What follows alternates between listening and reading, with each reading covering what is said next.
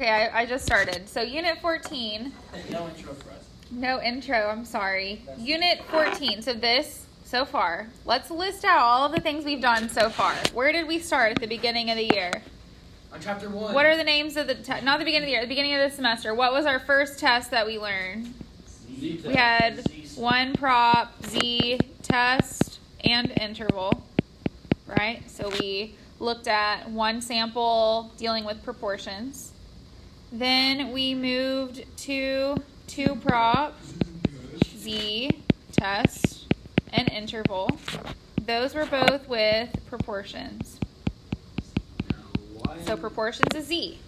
Then we did a T, test, and interval. A to sample, T, test, and interval. And those both dealt with means. And we did match pairs. Because there is, in your calculator, there's a thing called 1 and 2 sample Z test. So it's not to be confused with proportions. And then we also did matched pairs. And matched pairs was a T test. Or T interval. So that's what we have done so far. The progression of this semester. Both of these things have dealt with numerical data. We will now transition to categorical data. Yes. So what is the difference between numerical and categorical? Categorical is qualitative type. Right. Numerical, it makes sense to average, right? Makes sense to average it. Categorical, it does not. Categorical is like categories. So just because it's a number does not mean that it is numerical. So maybe like your birthday month, your zip code, things like that. Those are all categorical data. Your social security number. Yes, doesn't make sense to average those. And so we're going to look at how to run inference tests on categorical data.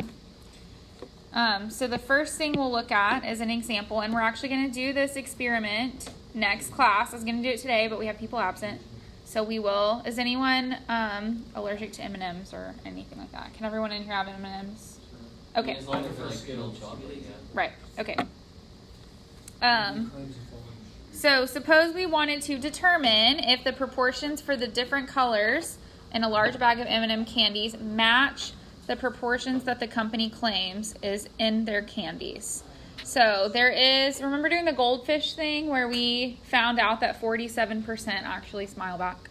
Well, there is a certain amount of colors, distribution of colors of M&Ms in specific bags. And the colors can vary depending on what type of M&M it is. So like peanut butter, all of that. There's more blue and orange comparative to the other colors, and then brown is the least amount because no one wants a brown M&M. So, That could taste pretty good.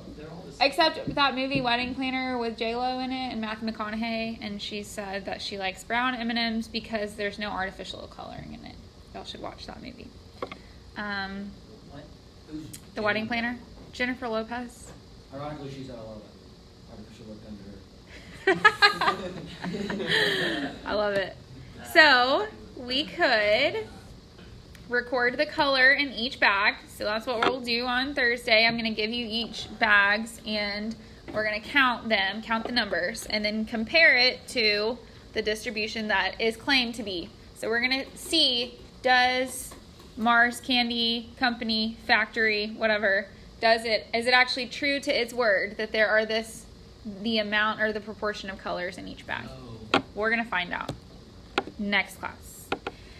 How many categories for color would there be? So how many colors are there? 6. Perfect. There are 6 colors. So we call K categories. So this is a new, variable or a new symbol that we're now introducing.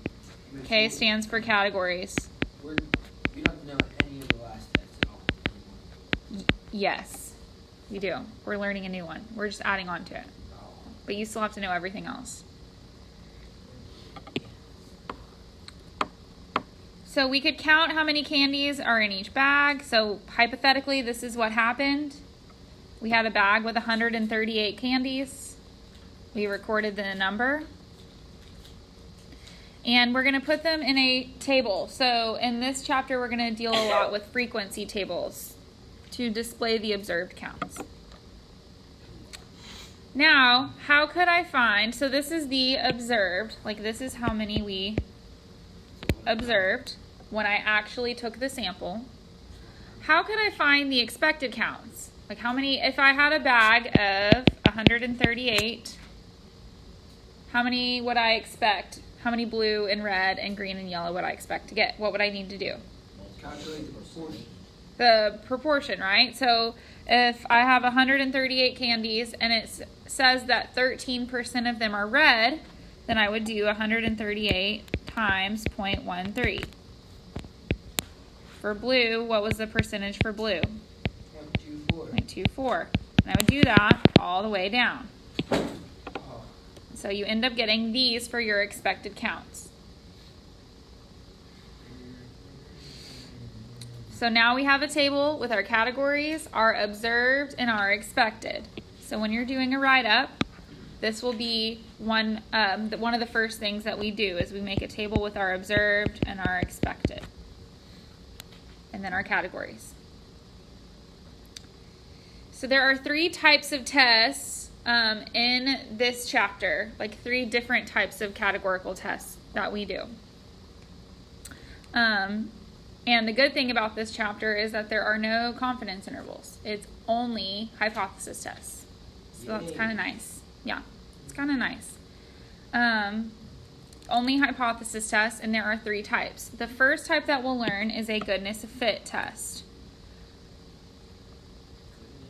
It's called goodness of fit or GOF, G-O-F, goodness of fit. So a goodness of fit test is when you have one sample and one variable. So I want you to write that out to the side. And we're going to make a little chart, probably next class. One sample and one variable. So I'm only testing one thing. I'm testing the color, and I only took one sample. So that's a goodness of fit. And what I'm going to do is I'm going to take my observed and I'm going to compare it to my expected.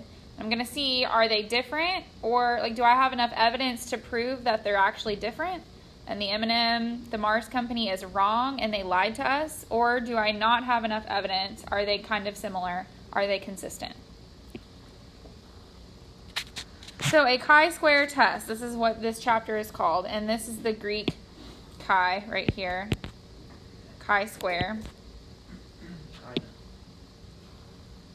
It is used to test the counts of categorical data. There are 3 types: goodness of fit, homogeneity, and independence. So we just talked about goodness of fit.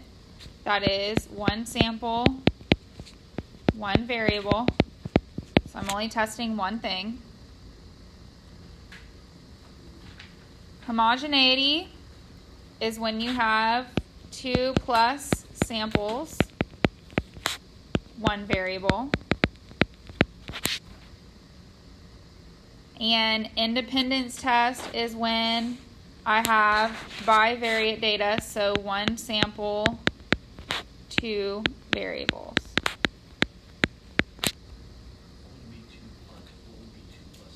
So if I'm kind of keeping consistent with the M&M example, then I would have like one bag of M&Ms, so one bag, and I am testing the color. So that's my one sample and one variable. If I were doing homogeneity, I could have multiple bags. So I could do peanut, just plain, and pretzel. But I'm still just testing the color. So I have 3 separate samples. I'm looking at all 3 of them, comparing the colors. And then independence would mean that I've got one big sample, maybe like all of the flavor or all of the types of M&Ms are mixed in together into one bowl. And then I'm separating them by type of M&M and color. So type and color are my two variables, but I have one bag that's mixed.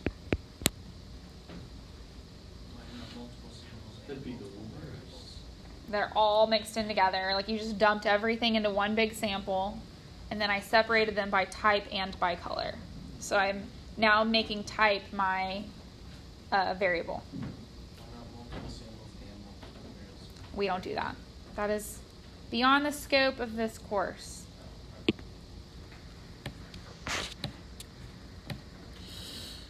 Okay, our degrees of freedom for this. Different degrees of freedom have different curves, kind of like the distribution, the means, like the t distribution, how it changes. Same thing with this chi-square.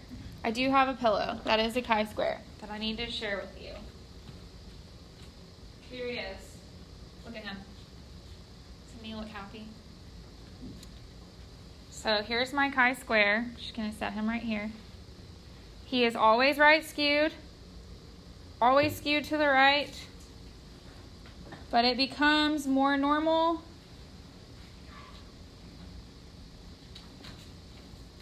as the degrees of freedom increases.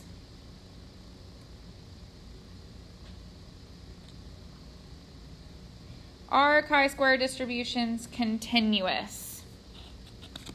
If I'm counting something.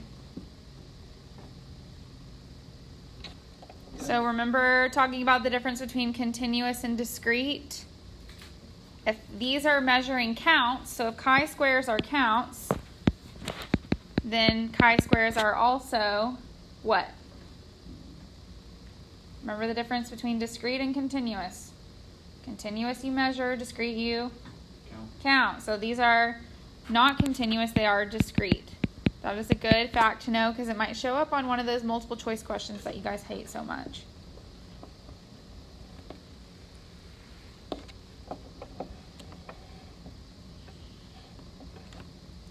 Chi-squares are counts. So, steps for a goodness of fit test. Your assumptions are always the same, but the way that you find them are what varies. So, we do have a random sample.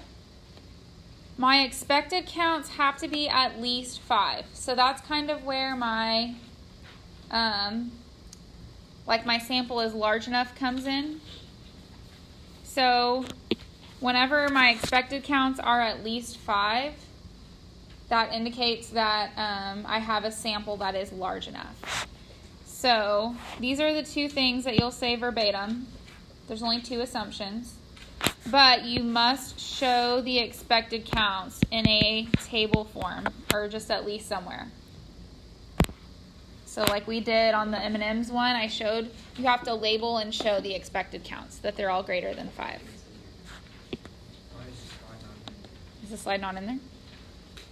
Just add it above the null hypothesis.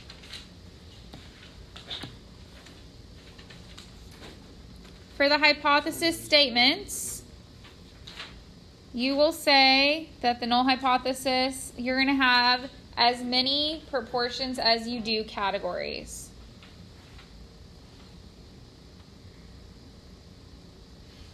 And we're going to do a write-up together. I just kind of want to go through this and then show you because it makes life a little bit easier.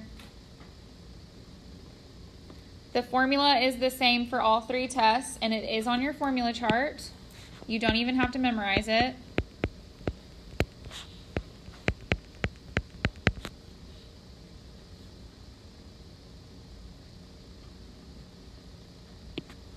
And you read it as chi-square, not chi-square, or chi-square. Don't say that.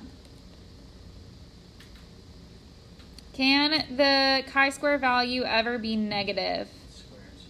It's squared, so no.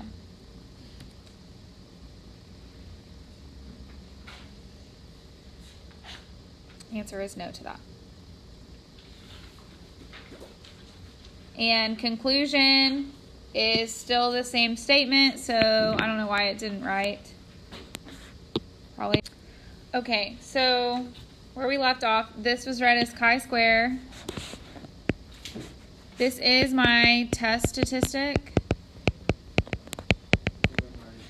And the test statistic is basically how far the observed is from the expected when the null is true. So it's kind of like, the z-score that you find, the t-score. This is the equivalent, like how far my observed is from my expected. This one, I get to 15 And the conclusion would be, since the p-value is less than or greater than alpha, I reject, fail to reject HO. Same thing. So then you would say there is or is not sufficient evidence to suggest, and then whatever the alternative is. So in this case, you would say to suggest at least one proportion is different. For the other two tests, the alternative may be different. So memorizing the hypotheses for this is really the hardest part, but the calculations and conclusion look identical.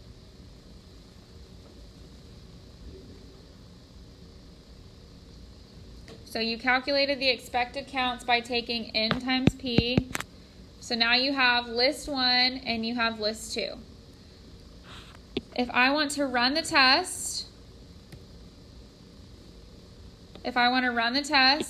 it is a chi-square goodness of fit test. So in your calculator, that is stat test, what, C? D. It's the Goff test. Stat test D.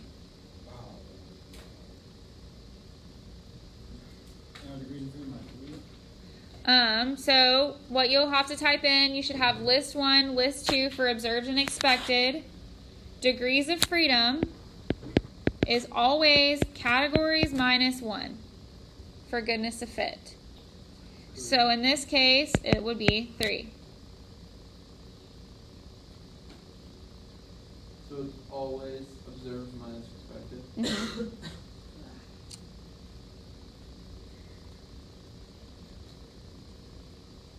And I'll show you next class kind of how I want to do a write-up. For right now, I want you to write the test statistic, the p-value, the alpha, and degrees of freedom, and the name of the test.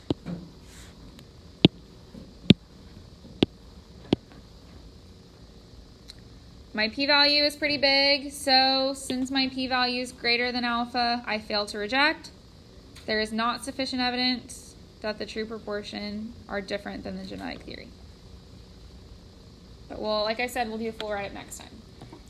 Okay, when you see a chart like this, that automatically tells you it is not goodness of fit. If you've got a two-way frequency table, then you have to decide, is it homogeneity or is it independence? So we've got 3 different tests. We just talked about the goodness of fit. We have homogeneity. And then we have independence. So kind of like your flow chart that you have to think about is, how many samples do I have? So the first thing you decide is samples. If I have 1, then it's either going to be goodness of fit or independence. If it's 2 or more, then it's automatically homogeneity.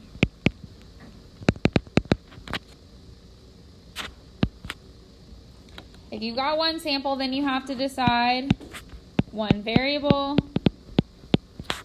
or 2 variables. So basically, am I measuring one thing? Like, am I just measuring color, or am I measuring color and type? So if it's 1 variable, then it's a goodness of fit. If it's 2 variables, then it's independence. But these are my 3 choices. And a lot of times, independence will actually, like in the question, it'll say, are color and type independent of one another? Or do they depend on each other? So the word independence will actually be in there. So let's look at this example. A study was conducted to determine if collegiate soccer players had an increased risk of concussions over other athletes or students. Then we collected data for the concussions for random samples of soccer players, non-soccer athletes, and non-athletes. So what can you automatically tell me from this based on like what type of test to use? Are the grease between the two? No. There's more than two or more than one sample. There's more than one sample. So I took a sample. I have 3 samples.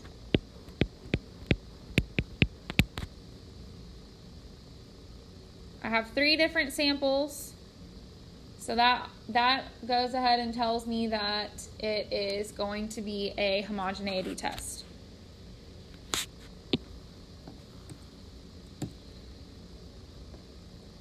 Three independent samples. So I have all of my samples, and then I have my totals. The blue are the totals, and the red is the grand total. If there were no difference between the 3 populations, how many soccer players would you expect to have no concussions? To find the expected value by hand, I'm just going to give you this formula. So I think that it's on here. Let me see. So to find expected value by hand, and the calculator will do it for you. Expected value by hand. So like for this guy right here, you're going to take row total times column total divided by the grand total. So I'm going to take 158 times 91 divided by 240. And it looks a little weird right here, but it says the same thing. Row total, column total, divided by total. Grand total.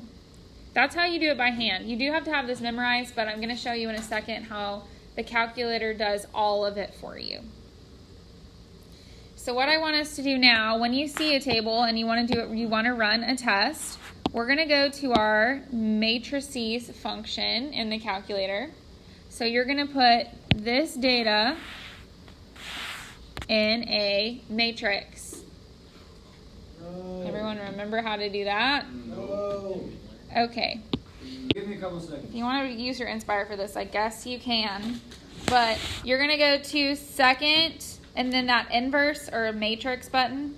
It's like 4 buttons below. So second matrix. And it is a, what kind of matrix? Linear. No, I mean like rows by columns. 3 by 4. So you're going to scroll over to the edit tab. So second matrix edit. Then you're going to type in 3 by 4. I only have letters. Where? This is so much Yeah, where do you type it? letters. Oh, I got No, three scroll. by Okay, four. so you're at second You matrix. click A. And hit Then you enter. scroll to the right to edit. And then you hit Then enter. hit enter. Oh, okay. Then 3 by 4. Wait, so what do the different letters do? Just that you could have multiple matrices in one thing. But you're only going to fill up matrix A. Then you're going to type in your data. So 45, 25, 11, 10. Make sure that you don't put in the totals though. I see people make that mistake sometimes. Wait,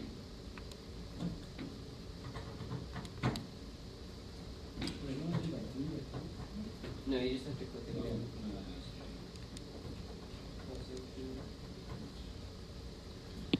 Okay, so once you have all of that typed into matrix A, I'm going to show you how we run the test. Our assumptions are that they need to be independent random samples or random assignments, and our expected counts are at least 5. If you wanted to do these all by hand, then you could, and that would take a very long time. Your calculator will do all of it for you, but you must, so you have to show your expected counts in a table. I usually put them in parentheses next to the ones that are already given. To get expected counts, you have to run the chi-square test in the calculator. Then you have to go back. They are put in matrix B. So the calculator automatically does it for you after you run the test. It inputs your expected counts in matrix B. So what I want us all to do right now is I want you to go to Stat Test C.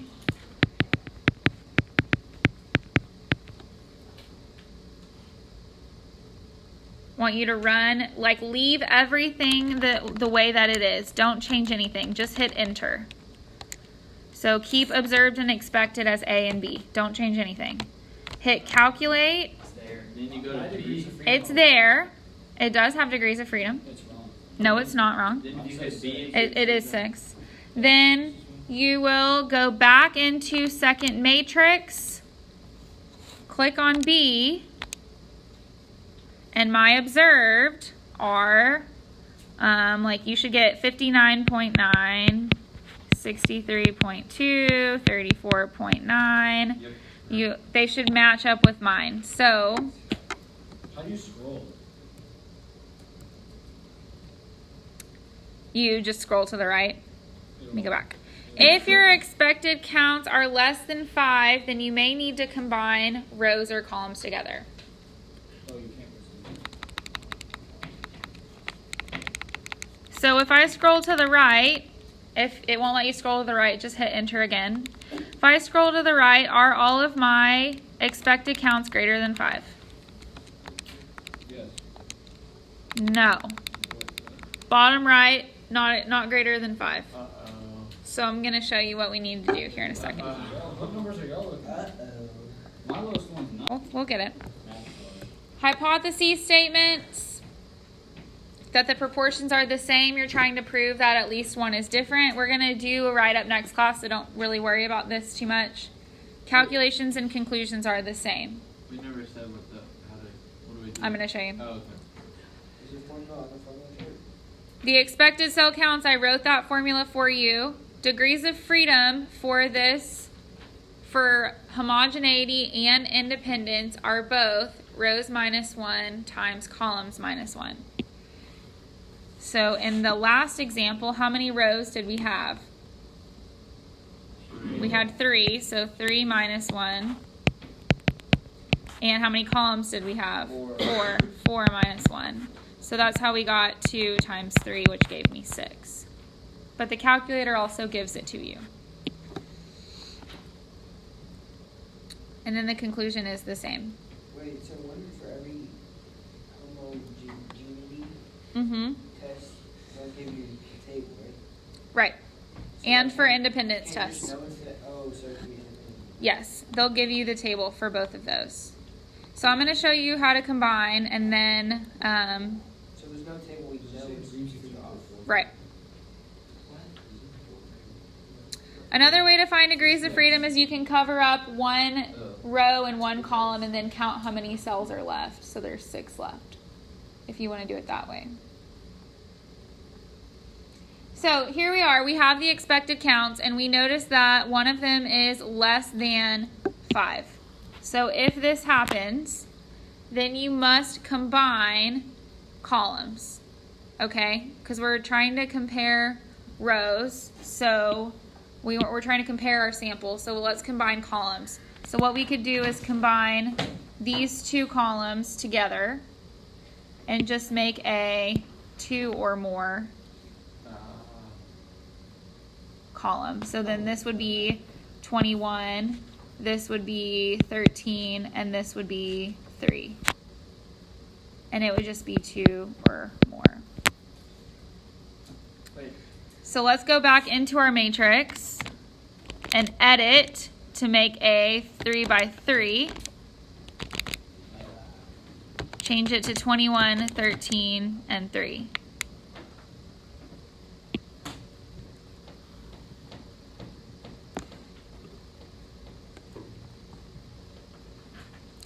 Wait, how is it 21? 11 and 10. So I'm just adding the, here we had 11 and 10. Those are my observed. Oh, I right, just combined observed. those, yeah. Okay. Wait, 3 still isn't greater than 5 though. So then, now you have a new matrix. Run the test again, stat test C.